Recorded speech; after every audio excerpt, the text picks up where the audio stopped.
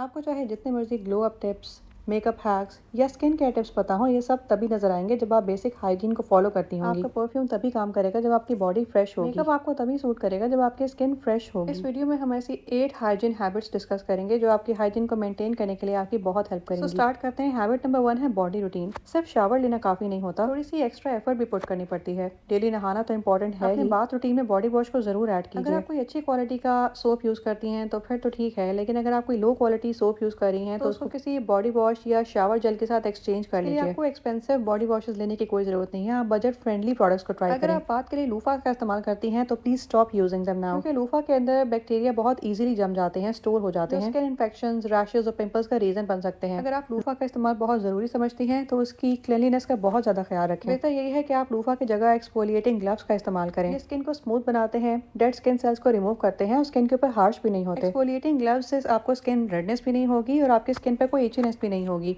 Loofah का इस्तेमाल आपकी स्किन पर इन्फेक्शंस पैदा कर सकता है। हैबिट नंबर 2 है आपके अंडर आर्म हाइजीन और स्वेट कंट्रोल। 10 से 12 दिन में अंडर आई हेयर रिमूव करें अपनी हाइजीन को मेंटेन करने के लिए। रेजर्स के इस्तेमाल को अवॉइड करें। हाँ, ये बहुत इजी कन्वीनियंट है, बहुत जल्दी इससे आपको आपका मकसद हासिल हो जाता है, लेकिन इन द लॉन्ग रन ये आपके स्किन को डार्क और काला कर देते हैं। बेस्ट ऑप्शन की तरफ ऑप्ट करें जो कि है वैक्सिंग। अगर आप स्टार्टिंग से ही वैक्सिंग के लिए ऑप्ट करते हैं तो डार्क अंडर आर्म के चांसेस बहुत कम हो जाते हैं। वैक्सिंग के बाद हमेशा एलोवेरा जेल का इस्तेमाल करें ताकि स्किन डार्क भी ना हो और मॉइस्चर भी बरकरार रहे। वीकली अंडर आर्म्स की स्क्रबिंग जरूर करें, क्योंकि स्वेटिंग की वजह से अंडर आर्म्स में बैक्टीरिया स्टोर हो जाते हैं, डेड स्किन सेल्स बहुत ज्यादा बढ़ जाते हैं, इसलिए स्क्रबिंग बहुत जरूरी है। इसके लिए महंगे स्क्रब्स लेने की जरूरत नहीं है, बल्कि DIY स्क्रब्स बेस्ट रिजल्ट देते हैं। शुगर, हनी, बॉडी वॉश और कोकोनट ऑयल, इन चारों चीज़ों को बराबर मिकदार में लेकर इनका मिक्सर बना लें। बेहतरीन स्क्रब का काम करेगा और आपकी बॉडी के डेड सेल्स को रिमूव करने में आपकी बहुत हेल्प करेगा। इसको जेंटल सर्कुलर मोशंस में अपनी बॉडी के ऊपर स्क्रब करिए। उसके बाद लूक वार्म वाटर से वॉश करके अपनी स्किन को मॉइस्चराइज कर लीजिए। नेक्स्ट हैबिट है अंडर आर्म पर डिओड्रेंट का और एंटी परस्पायरेंट्स का इस्तेमाल। स्पेशली गर्मियों के मौसम में सिर्फ डिओड्रेंट काम नहीं करेगा, इसलिए माइल्ड सी स्टैंड को भी इस्तेमाल करिए। केमिकल बेस्ड हैवी डिओड्रेंट्स को अवॉइड कीजिए। फ्रेंडली और अल्कोहल फ्री प्रोडक्ट्स का इस्तेमाल करिए। हैबिट नंबर 3 है आपकी ओरल हाइजीन। इमेजिन करें कि आप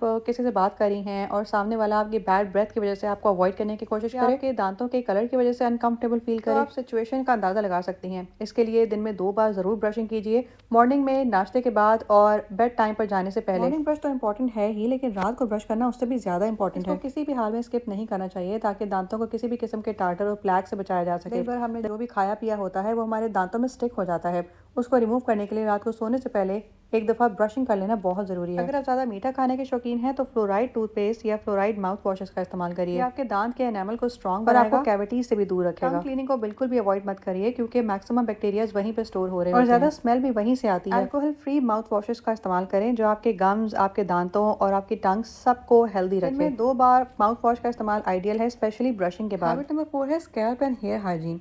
आपका स्कैल्प और हेयर उसी वक्त हेल्दी लगेंगे जब आप उनको साफ सुथरा रखेंगे। हेयर ऑयलिंग बिल्कुल स्किप मत करें। अगर आपके बाल ड्राई हैं तो आप एक दिन पहले भी ऑयल का इस्तेमाल कर सकते हैं या रात को लगाकर सो जाइए।